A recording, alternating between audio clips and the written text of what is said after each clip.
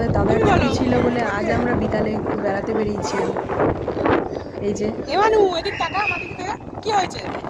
আমার ছেলে আইসক্রিম খেয়ে আবার গোপও বানিয়ে ফেলেছে। আর হাওয়া এত জোরে চলছিল যে আমরা বুঝতেই পারছিলাম না যে প্যাটেল কিভাবে করব। তাও যা হোক করে তোমাদের দাদা প্যাটেল করছিল, আমি একটু হেল্প করছিলাম প্যাটেল করাতে।